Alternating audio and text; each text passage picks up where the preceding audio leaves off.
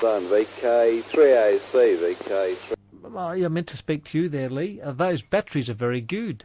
Oh. Yes, well, like I said, I did the 2-month test and then measured the battery terminal voltage, and they were quite good. So, yeah, I didn't sell that many of them. Oh, yes, a pity. I did buy a box. Have you got many of them?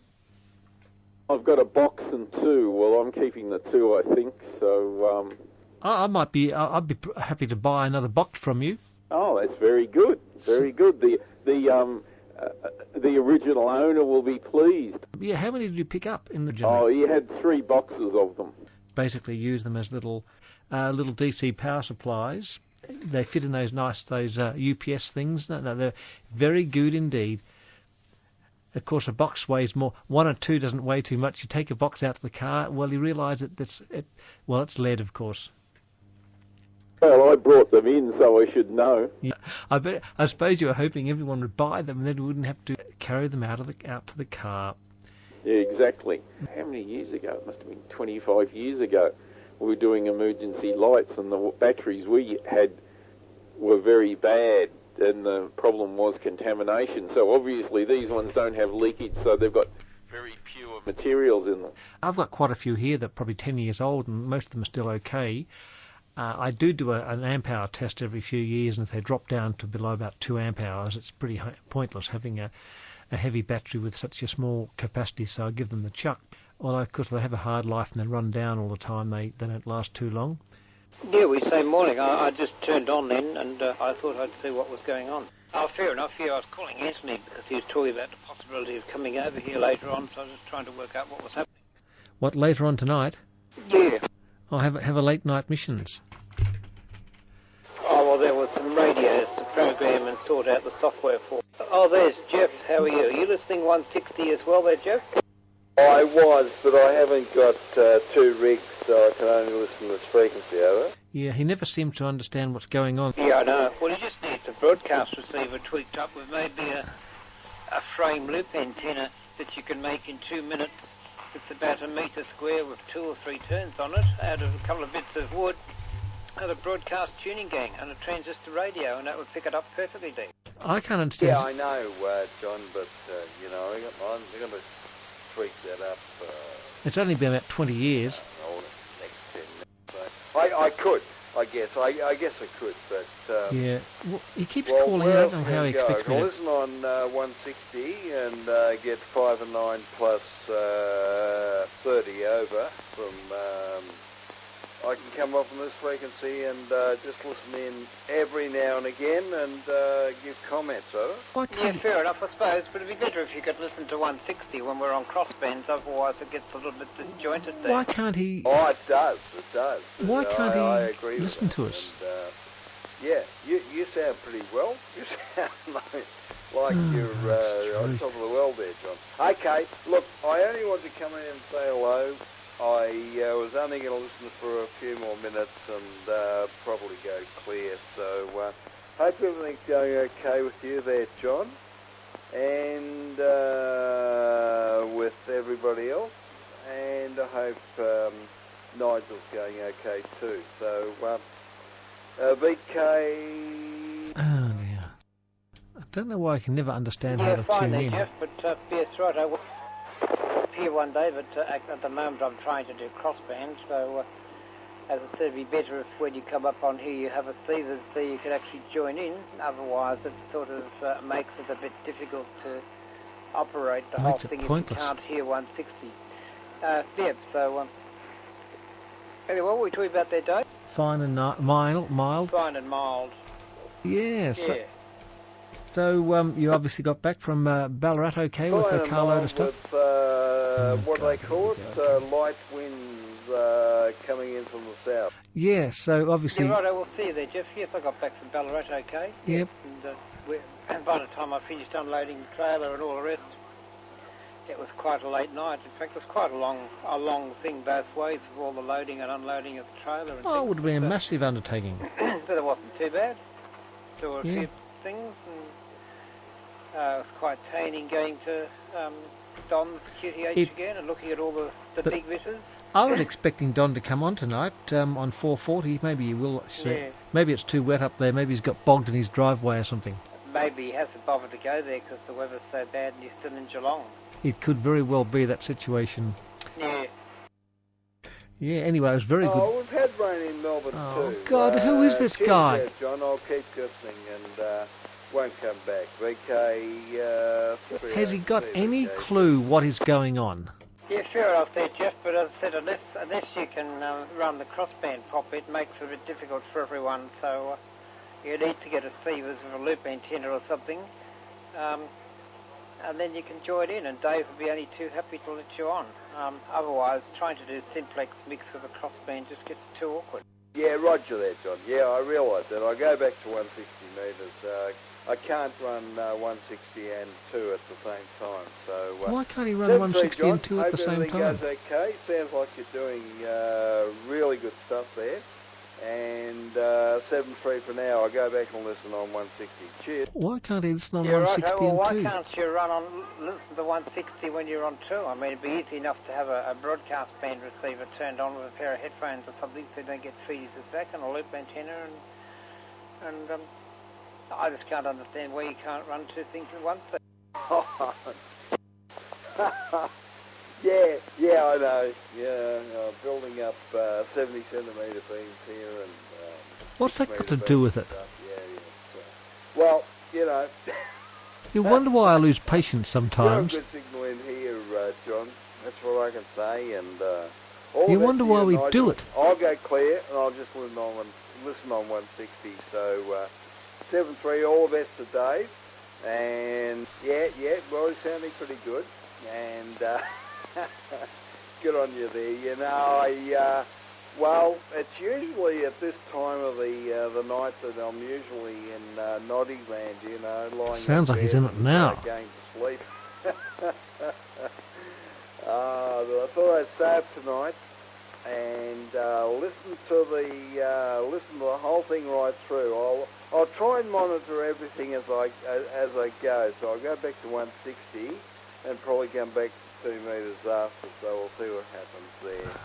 Yeah, good on you, Nigel. Yeah, you're sounding really well, and also to the egg, and both sounding really fantastic. So that's good.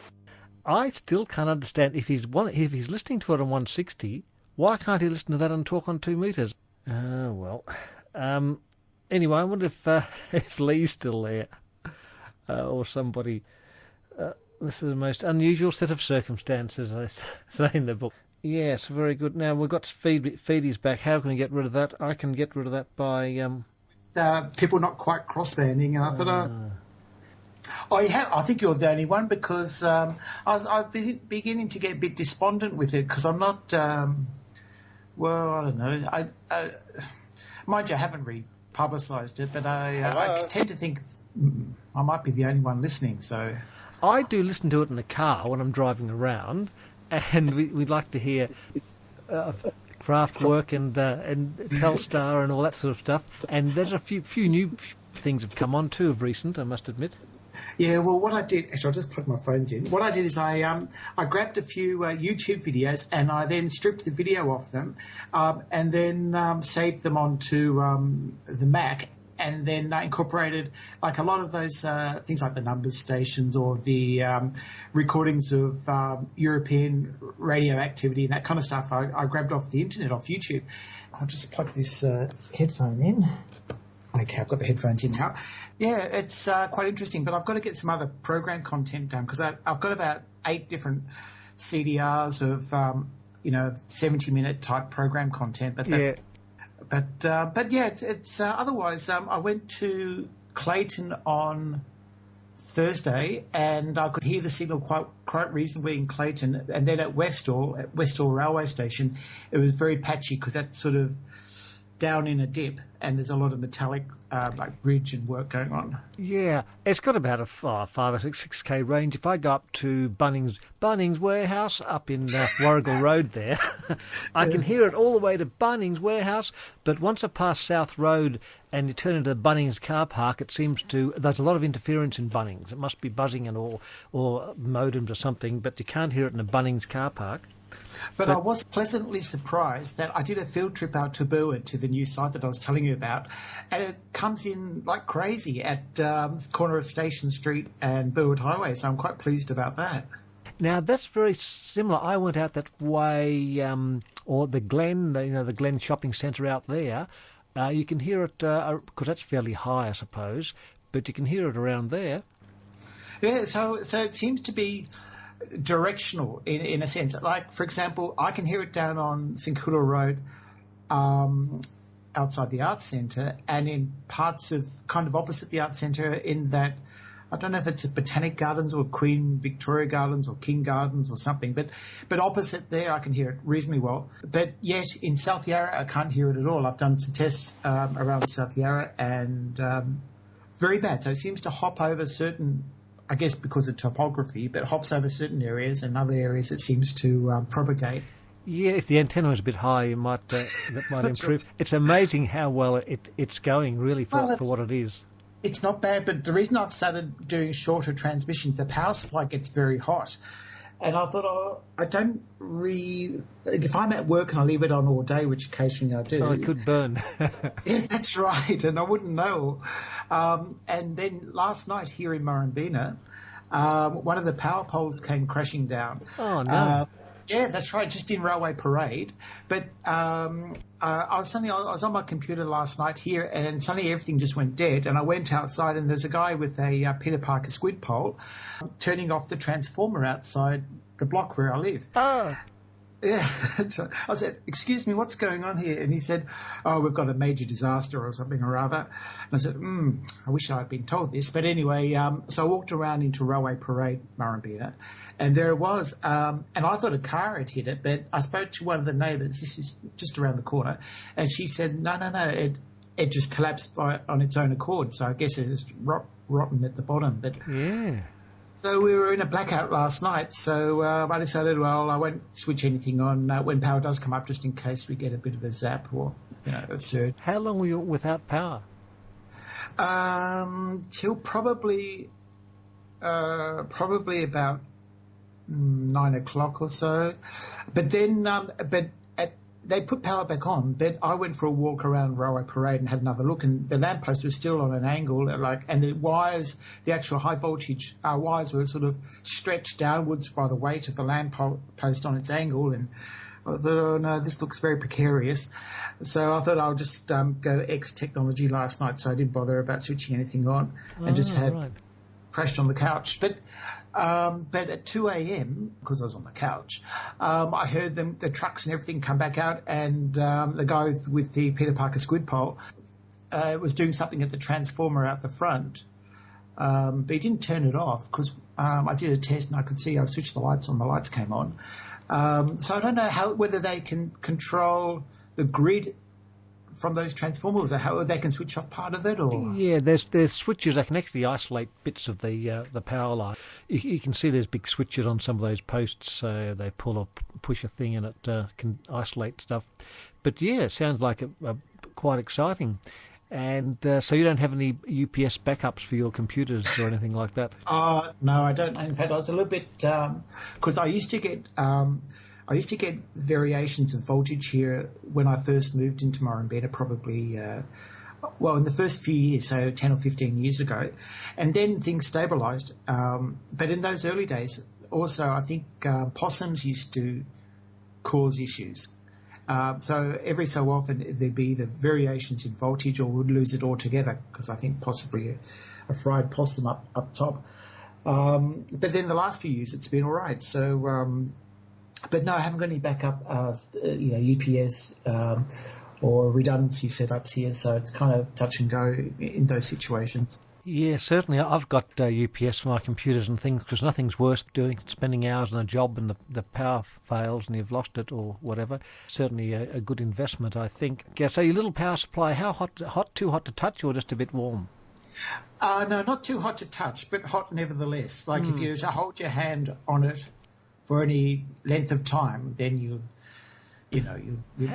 What amperage is it rated at? Well, according to the writing on it, it says 4 amps. Yeah, that emitters takes about 2.5, I think. It's not that much on that low power setting. So, yeah, I'm amazed it's still pumping away. When it's off, I think, oh yeah, it's blowing up or something. Then next day I tune in and it's still there. So I think, oh yes, it's still going strong. Well, I was going to almost bring it on for the crossband because I've got the mixer set up in the other room. I went to the Ballarat Hamfest last weekend. I did buy another FM 828. So if you still think it's a good idea, I'll order another Xtel, and you can have a standby emitters in case the high rating program goes off the air or something. All right. Well, what on earth is that? Dave, that'd be great. We'll go ahead and do that. Yeah, okay. We'll order another Xtel because you'll get listeners. In fact, you should advertise your service now on here, and at least you know. Yes, give them the frequency and the times. Actually, I've got it like what you said in the past about getting ratings. I've got to put a regular schedule together, but 0 megahertz, narrowband FM. That's the frequency. I'm going to actually change the name of the station, Dave. By the way. Oh no. Oh, do you think I should keep it AXB774? Not necessarily, even if you've got a better idea. Well, I used to run an internet station years ago, and I was thinking of reverting to its name, unless I get a better idea, or someone nominates a better idea. But because I don't know, sounding a little bit formal, but I kind of like the BBC Home Service kind of aspect to having the official call sign. But I think I'm the only one doing it like that, which is good on one hand. But I think maybe I should get a more radio something or other type. Well, you could, I suppose. I like that mix you've got of BBC, the shortwave, and all that megahertz and things. That's quite good. No, which reminds me actually, because I sort of squeezed everything down to, and I remember you commented on this on the audio bandwidth, because I was thinking it doesn't cope very well with high frequencies or low frequencies, so I kind of took off the bottom and the top end and made it more like narrowband AM rather than wideband FM. But I think you were saying I could probably get more bass out of it and not roll it off so abruptly. Bit of the BBC stuff is pretty tinny sounding, but your normal music, it's the quality for what it sounds really good here on the scanner. It's just it's not bad in the car, but that's got a bit of a tinny speaker but if I listen here in a big set, it sounds. Sometimes it's you've got to think: is that real FM or just a narrowband FM? It's not bad. Yeah, that's right. I think actually you can do very well out of narrowband FM. It's not as comsy as it as people perceive it to be. You can actually get some good audio. Oh, yeah, no, yours are sounding really good. Look, you can't probably get that thumping bass and that ear-piercing, super high treble, but it certainly can sound as good or better than most people would perceive, say, AM. Yeah, look, it's great. And hopefully you might get a listener apart from me. But, yeah, you advertise your station again, frequencies and the times, and, of course, the area that, within 100 inches of Norambina. I know it's a lot further than that, probably about 10k if you're lucky. Well, yes, it's an official station too. He pays money for this license. Yes, that's right. Very expensive. The frequency assignment was a bit of money there, so that's right. You actually own a frequency for your own purpose. Isn't that amazing? Yes, that's right. In fact, I'm the only one in Victoria with 0 megahertz. 16 kilohertz bandwidth on a 25 kilohertz channel, so that's pretty good. But I've got a news station right next to me, and they've had some terrible audio. And isn't it a Hindu station? Yes, that's right. Yeah. Music from the Hindu Push. That's right. Punjab music. That's the one. They drive around. Nandi and the Indian taxi drivers listening to that sort of music.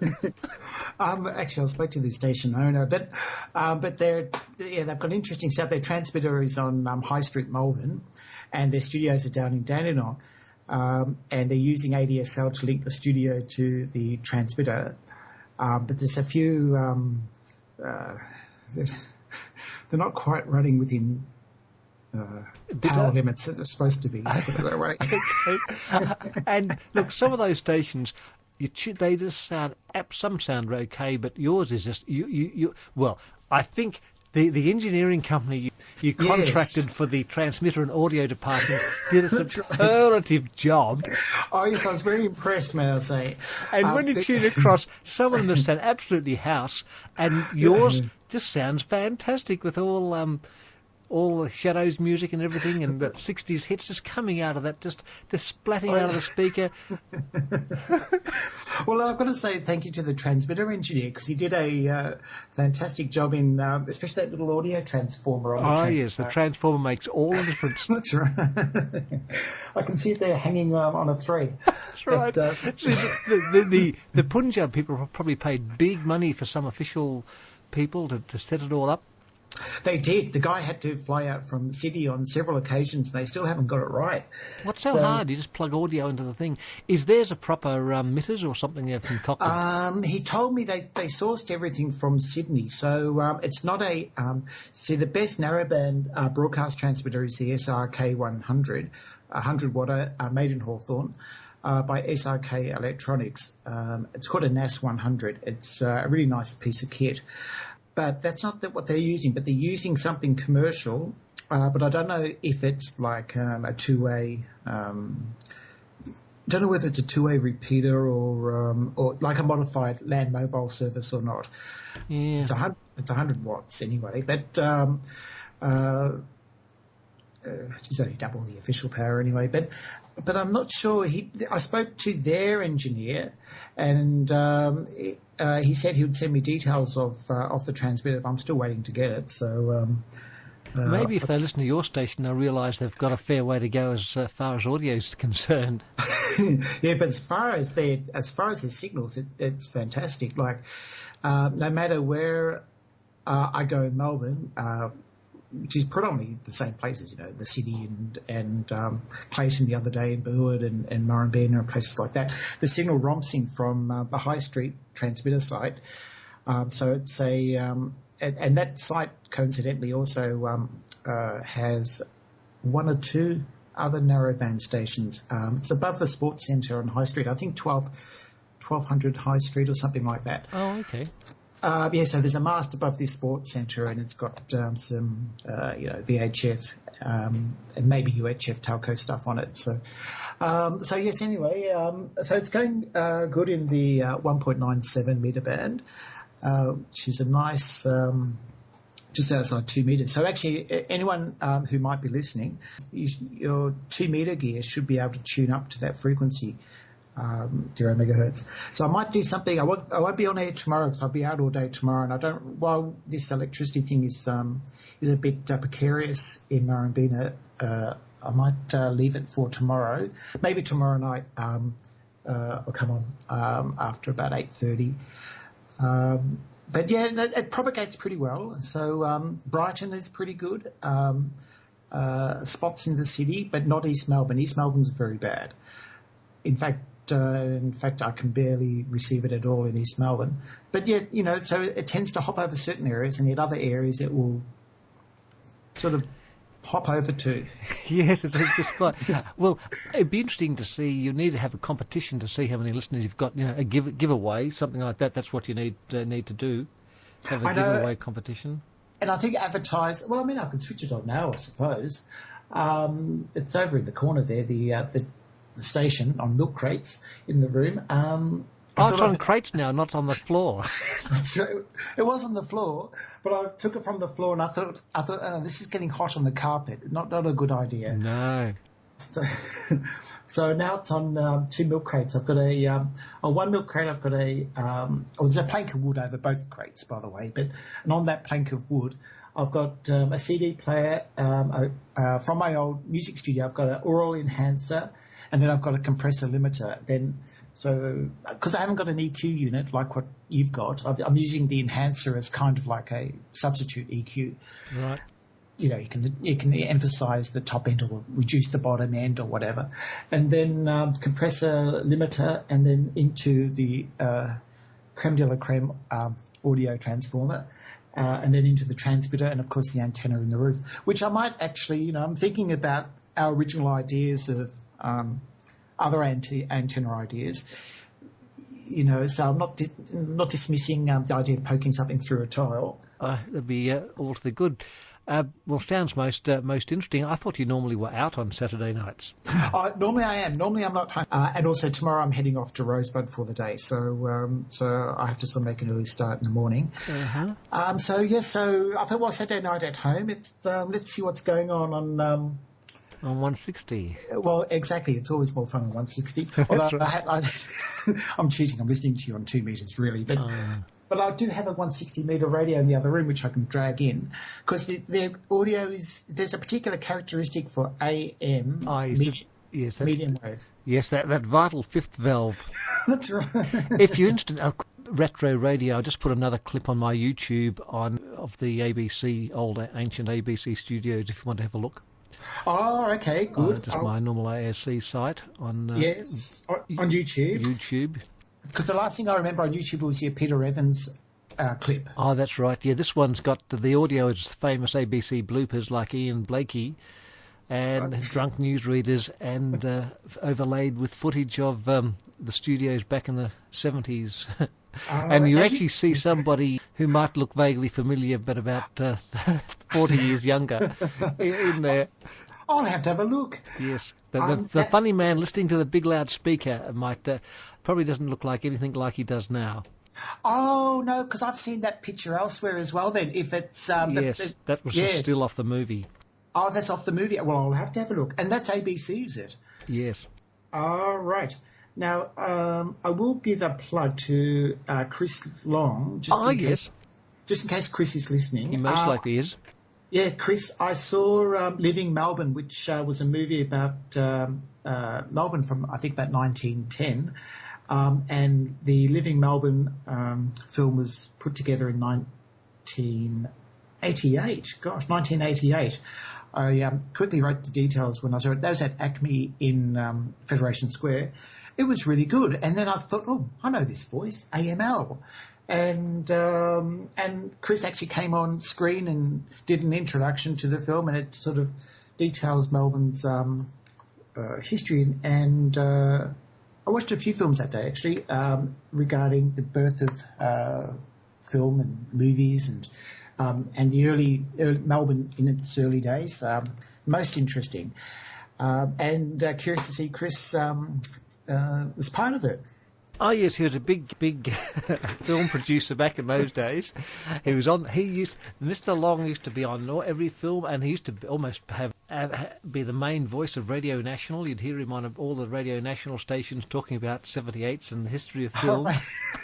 Those programs. I remember one time I was driving down from New South Wales. You're driving through those country areas at night, and the band is just full of stations all on top of each other, and the Long was talking about long TV, 32 long TV or something, and I was tuned the dial from one end to the other, and it was just him on different qualities, different strengths, different echoes, right, yes. from one end of the dial to the other, talking about this stuff. I thought, wow, isn't that power? Megawatts of his voice just going out into the ether. No one was listening, of course, but it was going out anyway. Well, that's the thing on the long wave side of medium wave. It's all ABC, isn't it? So you get all the country broadcasters. Right. Yeah, I'm talking about slow scan TV. There's a couple of clips I saw of his, which I think you were involved with. That's right. Yes. Yeah, doing slow scan on 160. Yes, amazing. Send TV over the 160 meters. Very high definition. That's right. Now, have you apparently in England or the UK they've already passed the legislation that all analogue transmissions will cease in 2015. Yeah, that's not good news. But then England said that what they're going to do is they'll move all the BBC and commercial stations over to digital, but they'll open up FM for small community stations. So I don't think FM is going completely, but I thought they were going to sell off the spectrum. Look, anyway, I don't think it's going to happen. It can't happen. No, see, London's got a very big problem with tower block pirates, and they actually obliterate like official stations. It's pretty bad over there. Ah, right. So the whole idea of having DAB, where you have to go through official channels to broadcast, it means that the pirates won't have a platform anymore. Well, that's right, yeah, because, you've got to get on a DAB multiplex and it becomes a lot more sophisticated. But it just means that pirates will have nothing to compete with and they'll have the whole FM band for themselves. Well, there's 20 billion FM radios out there, so exactly that could be the end result is no one will bother with DAB and everyone will just listen to, or I don't know if that's going to happen, but yeah, they'll effectively... listen to pirates. That's Look, right. it just seems like the Brits really... I think the ruling class of the Brits, I think they're inbred and they make silly decisions and don't really know what's going on. I mean, what a silly thing to say. Make people throw out millions, tens, hundreds of millions of radios in the rubbish bin, then start with DAB, and now they're talking about going to DAB+. So then you'll have to throw out all your DAB radios in the rubbish bin and buy new radios. I mean... Yes. Who's thinking about this? If they thought rationally, it just doesn't make any sense, does it? No, this whole business about because they adopted the early version of DAB, and of course this other system, like what we've got, DAB Plus, is the better version. But it's kind of hard now for the UK's caught in a rock and a hard place because they can't just tell everyone to get rid of their shiny new DAB players for the DAB Plus, and so they're now with a kind of a backward technology. And they're going to be stuck with for a while because they've already got people manufacturing them. They've got all these people who've taken it up already. The Australian take-up of DAB has been actually extremely good compared with European countries like I think Germany and France. I think they've shelved DAB. It didn't take off at all. But here it's done. From what I gather, I know you've got a DAB, haven't you? Dabbled in DAB. That's right. Look, I think it's I think all the sets made in the last few years can actually be changed with software upgrades to run DAB+. But of course, the UK, they'd have millions of sets that can't be changed. So when they go over to DAB+, they're more useless than. And they've got FM. Well, the FM's closing. They'll be totally useless. Just put them in the rubbish bin.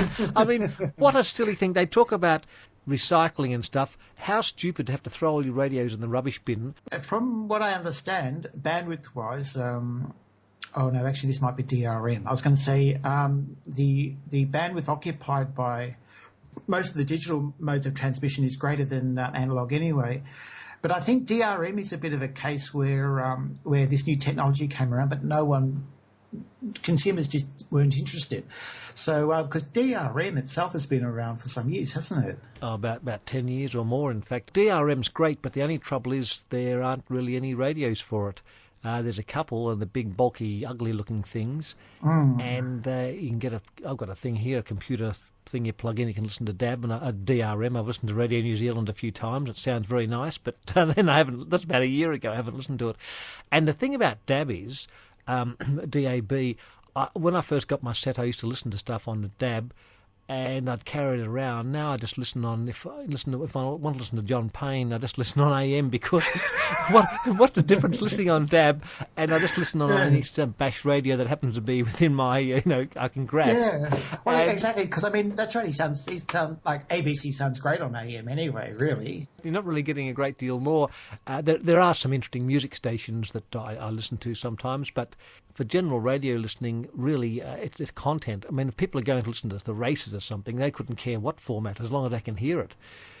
So, exactly, that's right. And but I hear the 3CR's going over to DAB. One of the other 3CR and one other community station like that. Who would it be? SBS already there, but yeah, some of the larger community stations of the ilk of 3CR are going over to DAB. So, but look, I haven't got a DAB receiver. I haven't bothered with it. If I was to get one, it would be because, like with digital TV, it would be more so because you get the extra channels rather than a repeat of what's already out there. Yeah. It's interesting to see what's going to happen to the UK if and when they change over. Well, we've got some changes happening as well. In 2013, ACMA are reviewing the whole low-power open narrowcasting Alpon FM licensing regulatory system. So the fate of Alpons on the 87.6, 87.8 and 88.0 megahertz part of the spectrum, that's all in a state of not jeopardy, but in a state of flux at the moment, because you can't renew your license beyond 2013 for those stations. And ACMA haven't decided what they're going to do with that FM subband, they call it. 87.5 to 88 is the subband. So there could be some changes happening 2013 over here. Okay. Mainly there like a public sort of band, wasn't it? And it should stay that way, really.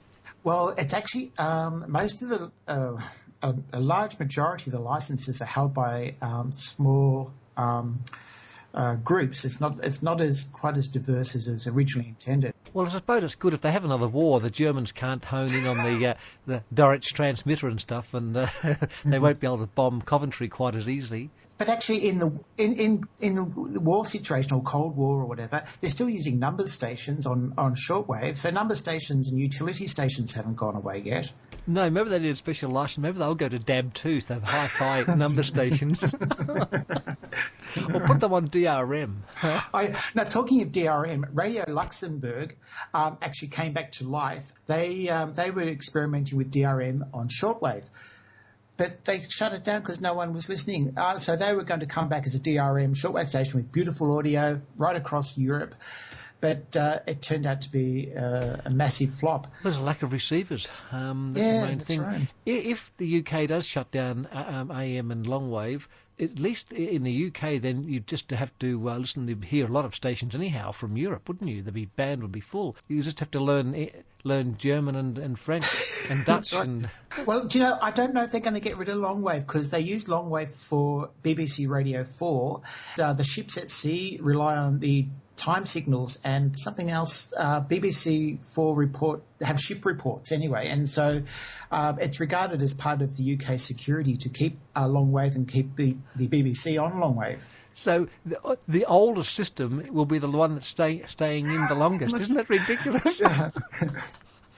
But it has. Look, I think the Brits love their long wave. It's been there since 1922.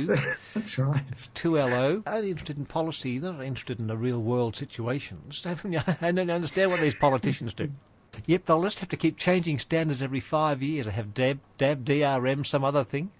Well, that's exactly like what happens with the mobile phone market, and.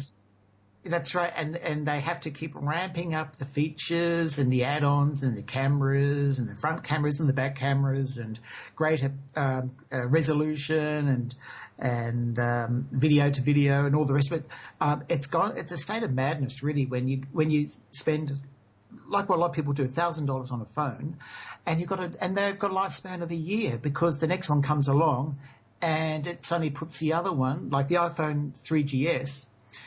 It's kind of now in the shade because the iPhone 4's out, and then you've got the Android phones, and they're all so every a life of a so-called smartphone now is, a year. I've only got a very unsmart phone, and I've never used the camera. I wouldn't know how to use it. I have no interest in using it.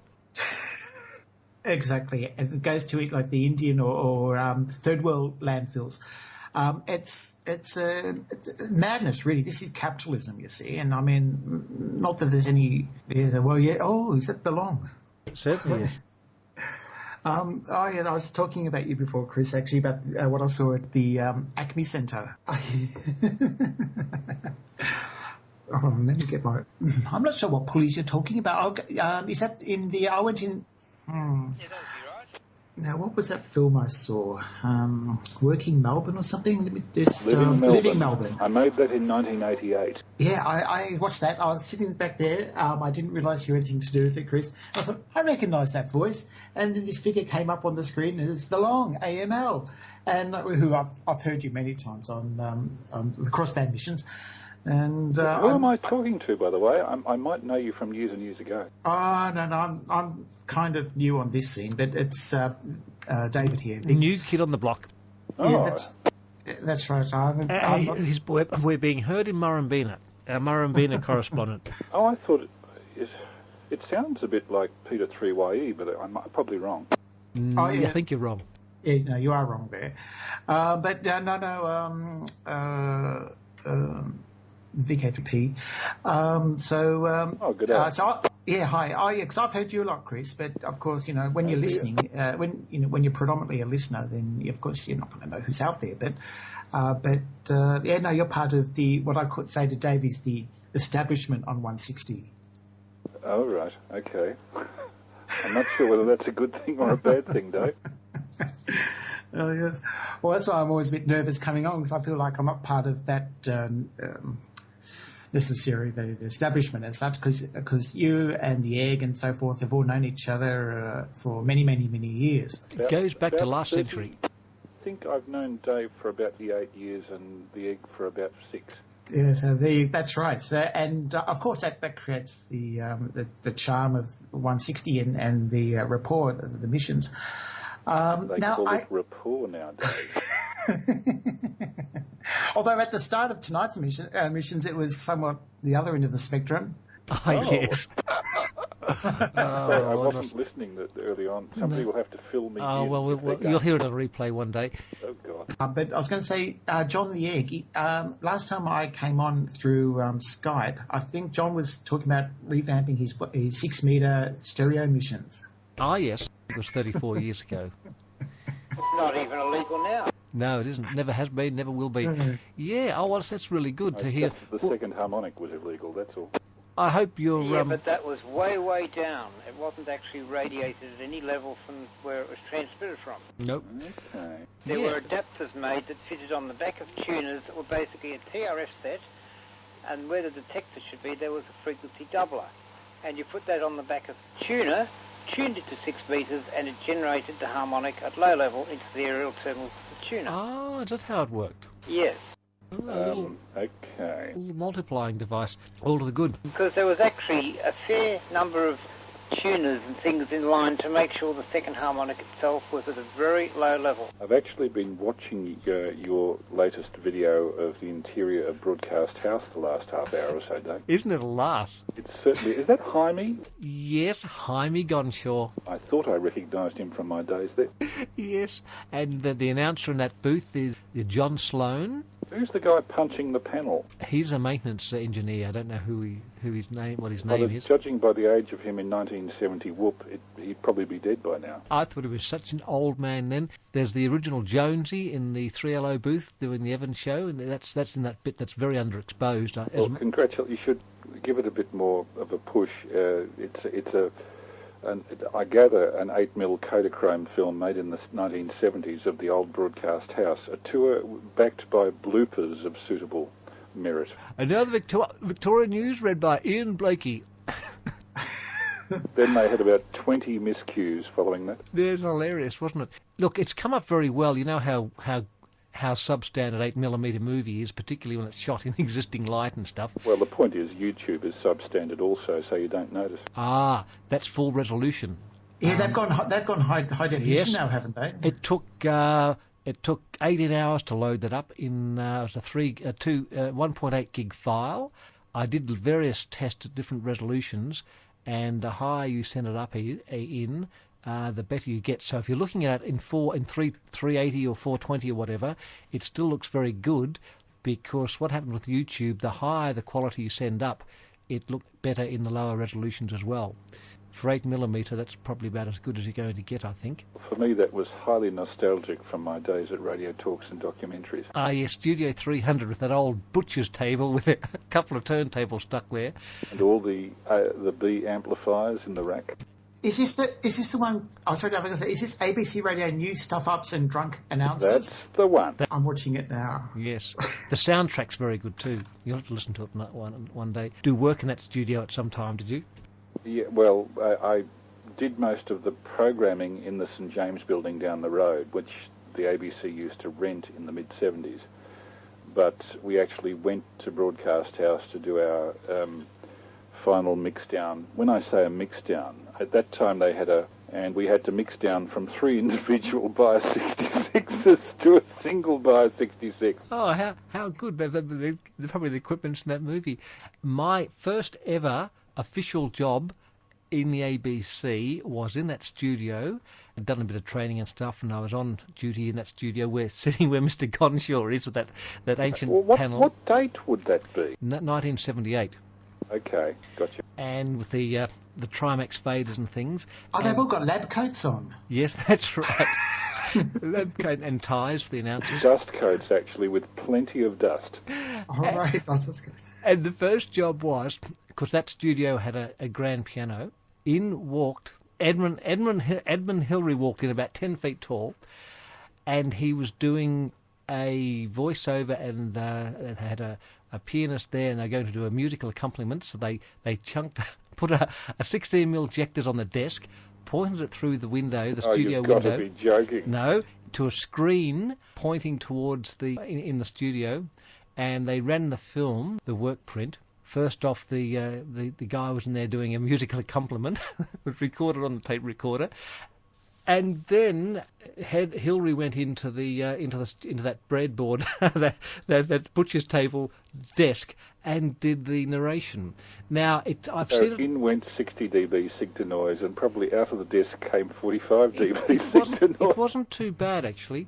They varied. If you see the documentary, it's the one, I'm sure that people listening have seen it, where they're down on Macquarie Island and there's a cat, and the cat's trying to catch fish out of the water. It's freezing cold. It climbs into an old digester boiler thing that's been left there since the whalers. It eventually dies, and then there's these birds flying around with all the penguins on the beach.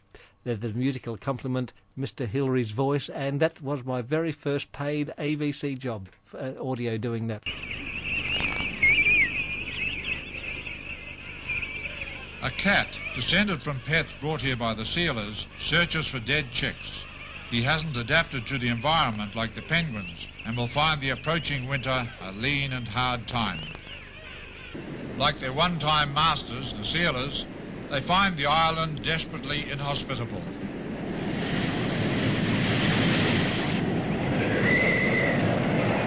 As the temperature falls to -9 degrees Celsius, a gusty southwest wind whips the snow into a freezing blizzard, straight from the Antarctic ice cap. The wind and the cold are a deadly combination, and the penguins huddle together for protection against it. This kitten from last summer is living through a nightmare of hunger and cold. An abandoned iron digester now gives him shelter, but he is starving, and in 2 days, dead. Well, I'm just waiting for you to come up on screen, Dave. That desk was put in 1956 for the Olympic Games, and in the 70s I thought it was ancient, but it was really only about 30 years old. It wasn't that old. the ABC was quite kind of backward in that they were trying to bring in the first of the digital recorders. I think the maintenance department, when I was there in 77 or 8, the maintenance department had a moratorium on repairing equipment, and eventually the St. James building, every roller tape recorder in the building went unserviceable. Oh, there you are, Dave, by the way. It's a place. It was an interesting place to work, but highly bureaucratized. It was. When you walked in, those polished wood walls and ancient things and 16-inch bar turntables, and it certainly had. It reflected the atmosphere of the bureaucracy. It certainly did. You walked in, and the commissionaires at the front office, they'd be having frothy coffee. No wonder the announcers were drunk when they went to do the news. I walked up there, and they said they had these coffee cups, the white government issue coffee cups, and they said, "Oh, would you like a frothy coffee?" I said, "Oh, yes, thank you very much." And he goes under the desk so no one can see, and there's a pouring noise, and he says, "Here you are." I thought, "Oh, this looks like nice coffee." I drank it because it was BB or something. It was full of soap suds. It tasted like it. And they used to sit around there, and then I've got to do the news in 3 minutes, so they'd run up to the news booth, and of course that's when Ian Blakey said that the coroner and he wasn't aware that he was nobody else but alive. We'll return to the news as soon as possible. Now the Victorian news read by Ian Blakey. The inquest into the Southern Aurora rail smash was told in Melbourne today that the driver of the express, Mr. John Bowden, was dead before the accident. The senior Victorian government pathologist, Mr. James McNamara, said Bowden, aged 52, of Wodonga, had died from heart failure and not from his injuries. The pathologist said it was impossible to say how long before the crash that Bowden had died. He said that it was possible that he remained seated in the same position without anyone else being aware that anything else was but alive. The city coroner, Mr. Pascoe, is holding inquests on 9 people who died when the Southern Aurora and a goods train crashed head-on near the northern Victorian town of Violet Town on February the 17th. We regret this interruption to the news. It will be continued in a moment. Seems that once one thing goes wrong with the ABC, there's like a stack of dominoes. It goes over one, just one mistake over after. Because nobody's doing what they should. They're sitting out the front drinking frothy coffee. Although I think it's changed now. That was 30, 40 years ago. I think anybody that behaves that way now gets the boot. They will be out. O-U-T. They used to protect their alcoholics. It was interesting how the whole place operated. There were certain people on whom they smiled and there were certain people on whom they frowned. And it was nothing to do with competence. Oh, it's all very fun times back then. It sometimes had to do with pink Holdens, but we've got yes, the gay BC. I think that someone said it today. Recently in the paper it should be called the gay BC. I thought, well, that's what they used to call it 50 years ago. Thank you, Auntie Grace. Auntie Grace, now the Usher meter. I haven't heard that for years. Yes. Ush. I wonder if she's still around. He was a broadcaster in the early 50s, so he must have been at least his late 70s. You'd think so. Oh, Dave, is that you at the patch panel now? Yes, that's right, yes. Dust-coated Dave. I don't think that was without a dust coat. No, I don't have a dust coat. Yeah. I was in the dust coat union. I was in a different union, so I wouldn't have been allowed to wear a dust coat. Yes, well, I certainly recognised Jaime. He was quite an identity. He certainly was. And who was Peter Short didn't turn up in the film for. Who's that producer holding the record? The guy with the beard. I don't recognise him. He may have. There was a guy in the sound effects department that looked a bit like him. Is that the one with the beard? Yes. Oh, right. Yes. Holding a record. And then he sits down in that booth and looks at his stopwatch and starts doing something. What did they say about you taking in an 8mm camera? They didn't care at all. In fact, that John Sloan, he said, I'll go in and look like I'm doing something. Oh. Yeah. You mean that he really was in actuality? Yes, and then when I walked into Jonesy, it's a silent film, of course, he started raving on about how bad the managers are and all this sort of stuff. In fact, if we got a lip reader, we could see what he was saying. Back in a few minutes, I think somebody just rang on my front door. Oh, no, you've got the silver. Oh, no, the silver's be coming here, not to your place. And well, we'll stand on by. Now, is John the Egg still there? Yeah, because I just want to... I'm like, John, are you doing anything with Project 6 Metres? Not be there. I'm not the egg, but I'll say I don't know. Oh, Yeah, back again. What was the question? Oh, yes, John, are you doing anything... I remember I spoke to you a while ago with in regard to 6 Metres, and you were going to perhaps rekindle something down there. Yeah, well, that service will be resuming in time. We're just going through a few things at the moment to set things up here and deal with various things, yeah. Oh, good. Because I never heard the original transmission, so it would be good to sort of bring it back from the past. in fact, his playlist used to be a bit like yours. Oh, really? Well, from that era. Yeah. Oh, Dave, are you saying I'm living in the past? Probably, but there's nothing wrong with that. Well, exactly, that's right. Actually, I have no direction with the station, so I might have to decide which way to go with it, because as you've probably heard, one day you get one sort of lot of content, next day you get something completely different. You need to hire a program director.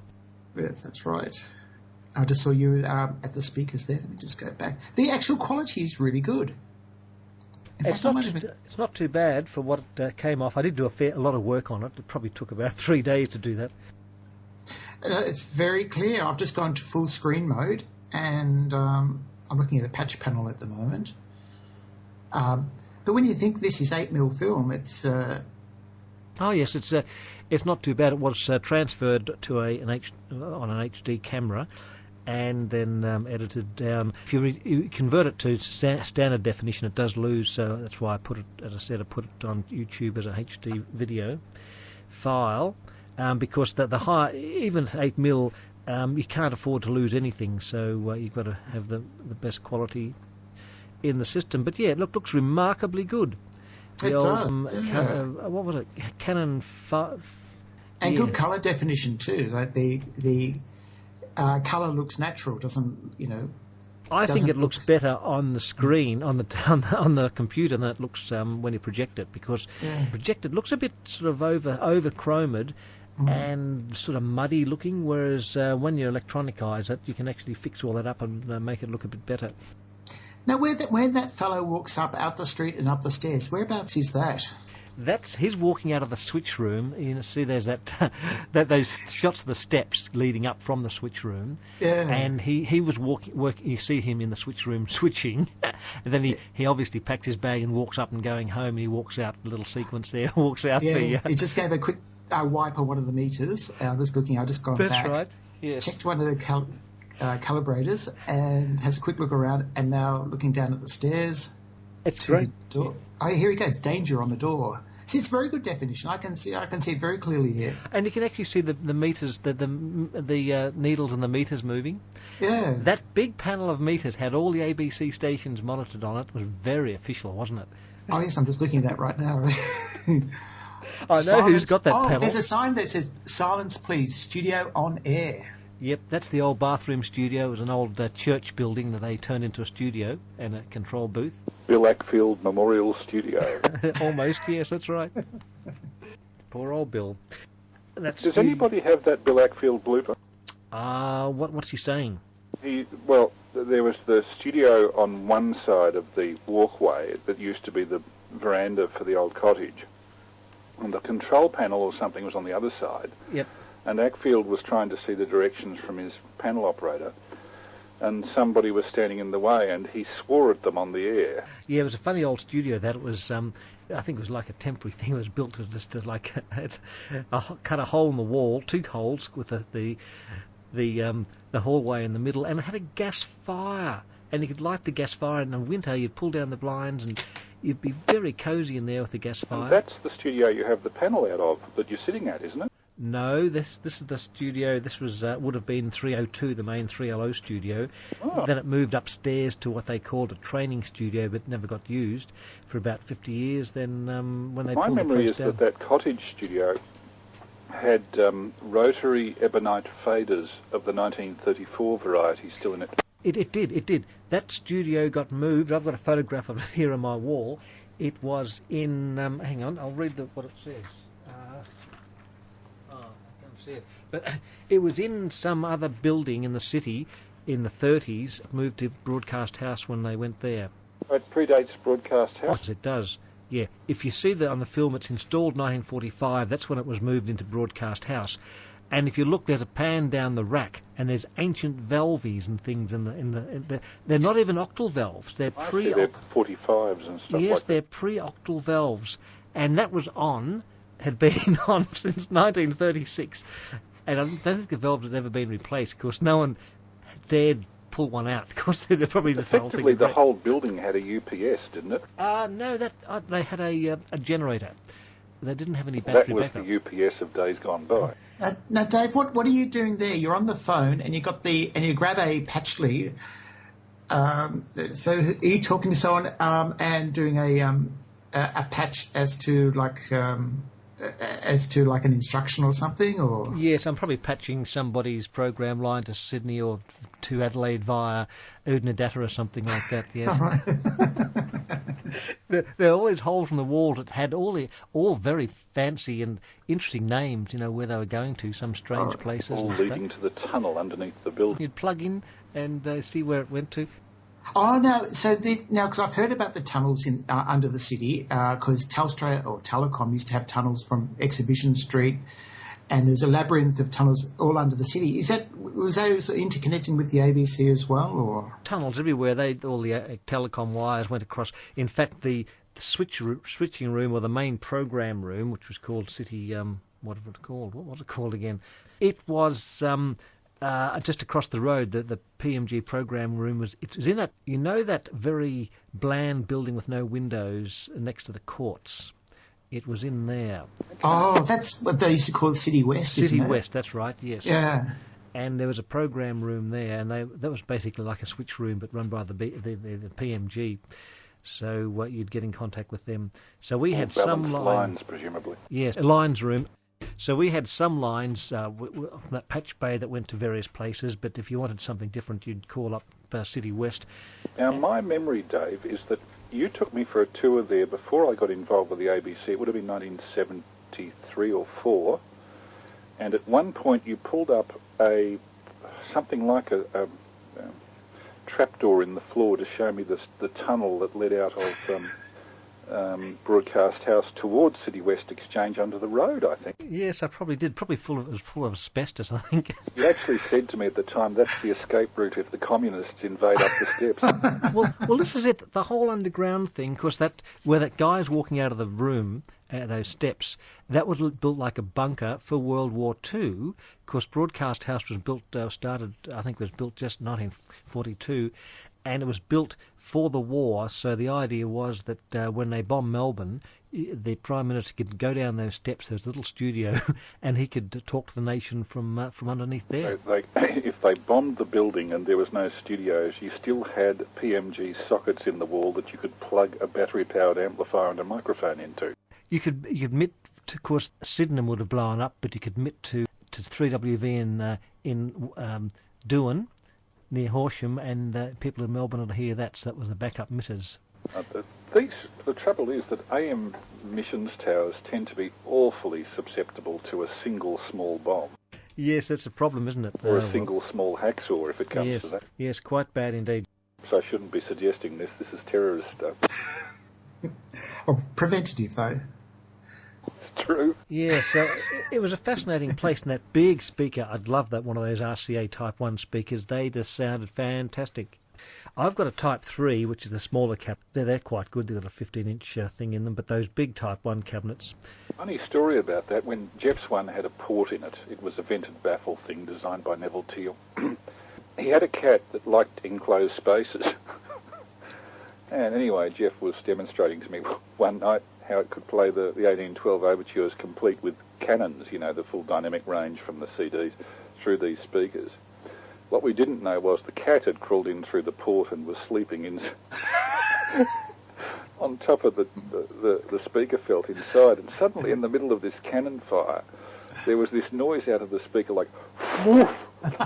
And it was the cat flying out through the port, probably terrified out of its tiny mind. Look, that's funny, because I had a pair of Altec Lansing speakers, and they had a big port as well, Leo port in there, and apparently cats like to sit on, in the soft speaker foam or whatever inside, and exactly the same thing happened.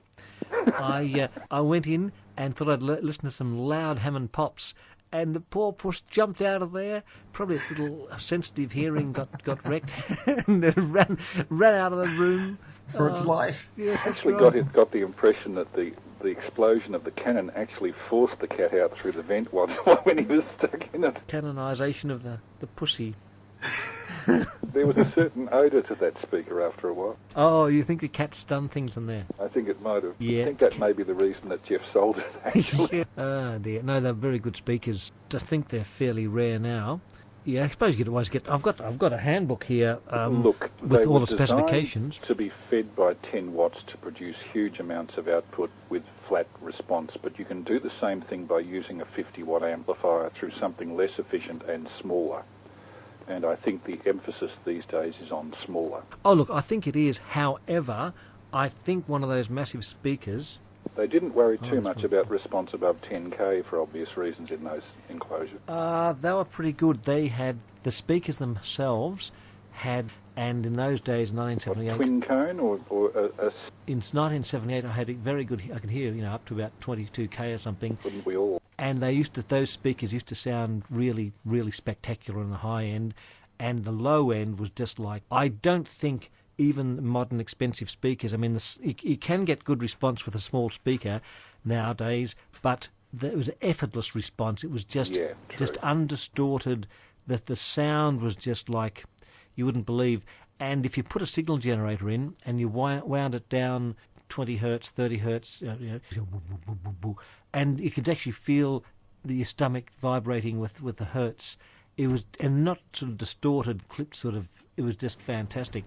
Did they have, specially designed listening rooms in the ABC broadcast house as they used to at the BBC? Oh, the listening room, the silence room. Yes, no, I think the listening rooms were basically the control room. I know that in the BBC, when they built Broadcast House I think they opened it in 1932 to replace the old Savoy Hill, they had listening rooms so that they could take Lady hyphenated, and Lord the Honourable Smythe Worthily Smythe, and show them what the BBC could produce in sound quality. I think over the years that sort of, let's impress the bigwigs thing faded away, and they became more facile, open to a wider social range for a start. Well, look, that reflected the times, didn't it? And then radio was a new thing, and they had to be all very official.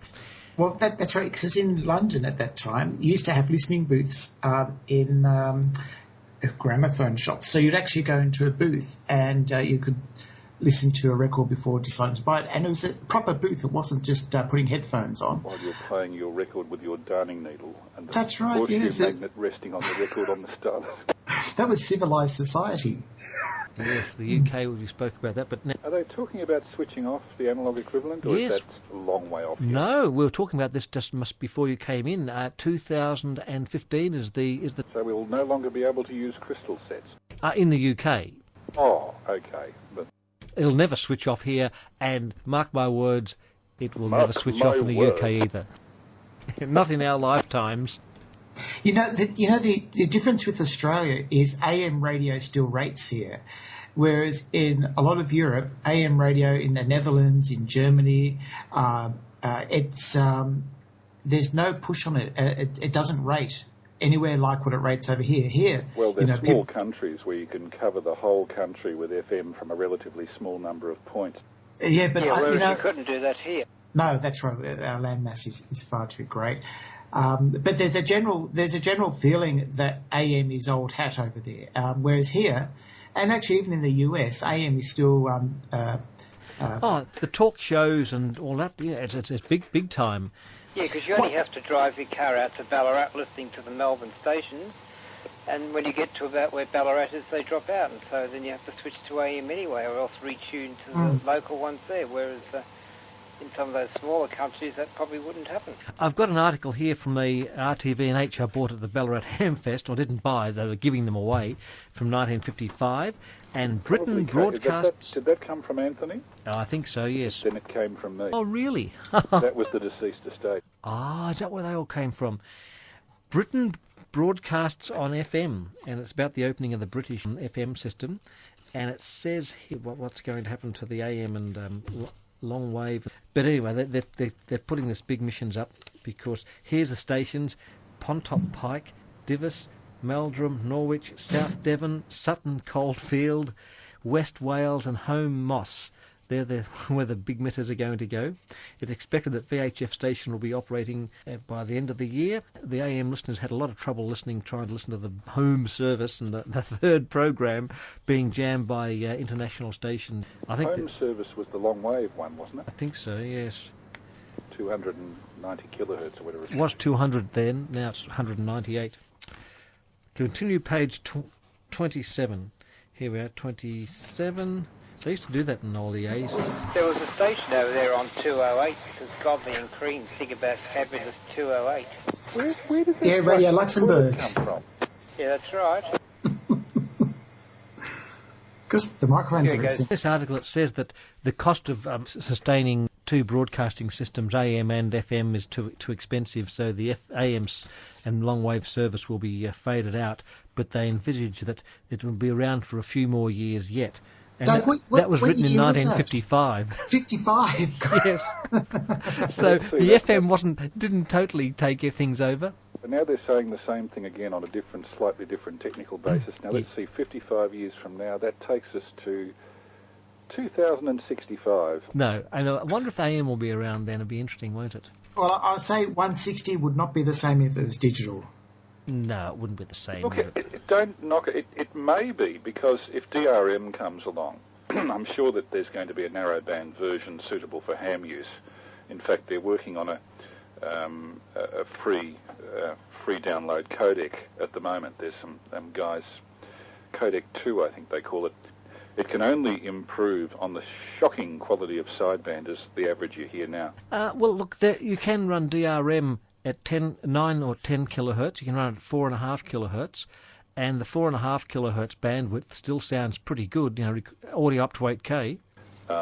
And some quite high-powered speech synthesis stuff is going into this at the moment. There's I think they call it the Freetel Codec 2 blog, if you care to. Yeah, I think it'd sound S-House. I mean, you could just use the... It actually sounds quite good. It's not good on reproducing music, but in reproducing the voice, it sounds not unlike a better version of D-Star. Yeah, but you can just use the lower bandwidth version of DRM and get broadcast quality now. Well, one would hope that somebody will try that eventually. I know that with DRM they're already using it for slow scan. In fact, we use it every Monday night on that basis.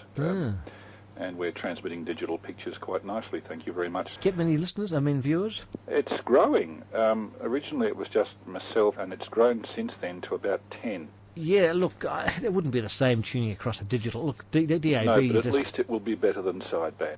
Do you know, actually, there's WJHR is a new international shortwave radio station in the US that actually asked the FEC when it put its application form, this is fairly recently, last year, that it wanted to transmit single sideband only from Florida.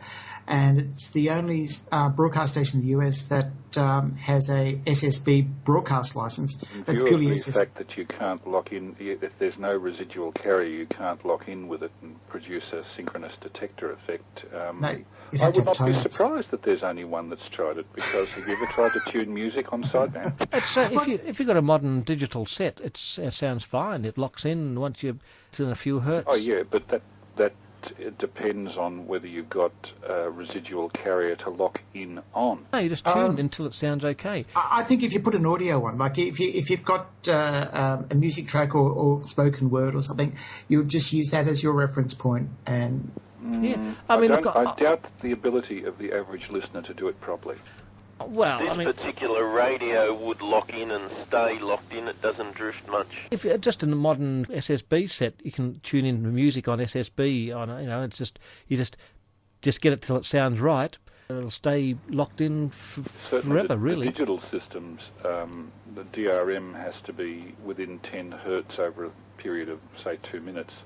Look, I think a shortwave station on SSB, people have got Sangen sets and things like that.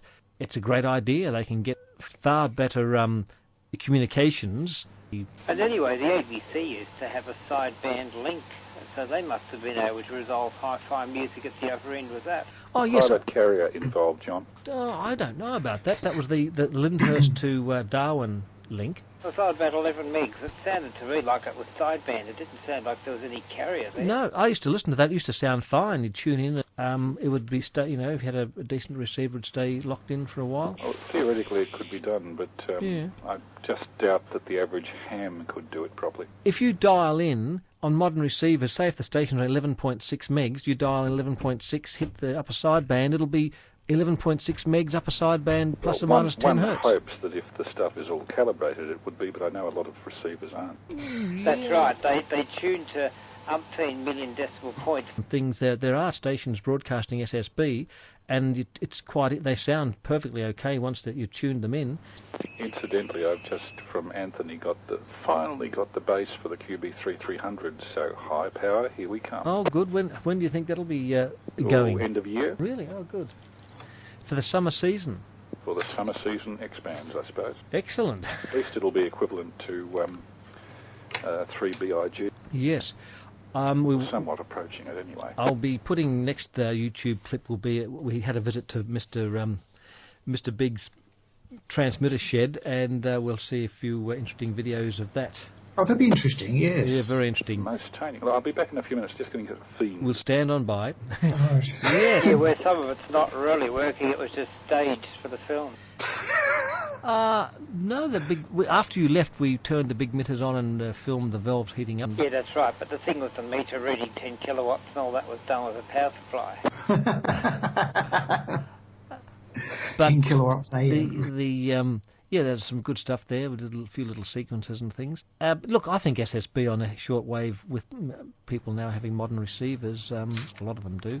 Yeah. Obviously, the third world. Dave, I agree. Yeah, I think it's a great idea. When I read about WJHR, I'm just going to put it in my search engine, WJHR, I thought, that's a good idea. And also, as a way for them to circumvent the restriction in the US, the minimum power for a shortwave broadcast station is 50 kilowatts. Whereas because they're using peak envelope power, they're using, it's just set up outside in someone's home in Florida, WJHR.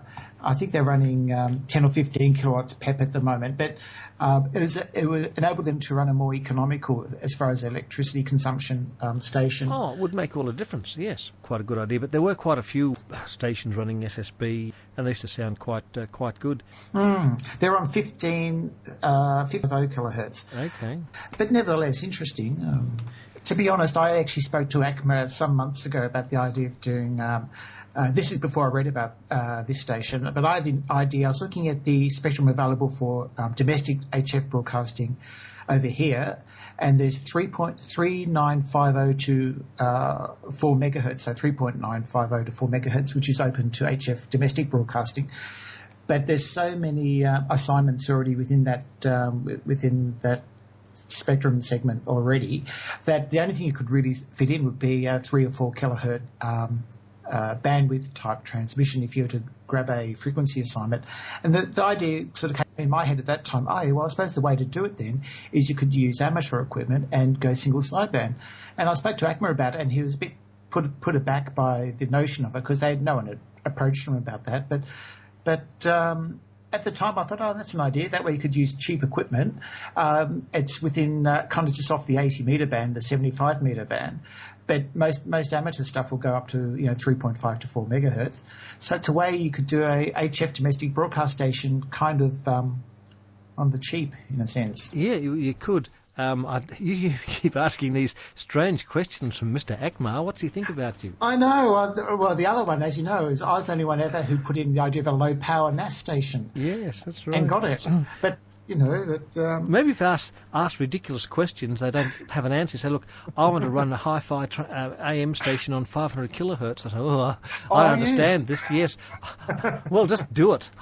Fill in the paperwork and just do it. Just pay your license assignment fee. That's right. Yes.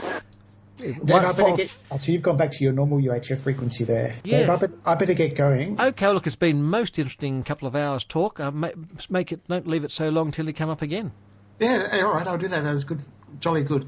All right, I'll catch everyone later then. Okay. Okay, bye. Cheerio. Cheerio. And we have... How about a high power AM station on 455 kilohertz? That would be very good, wouldn't it? And how about high power FM one on 10.7 megahertz? Yeah, that too.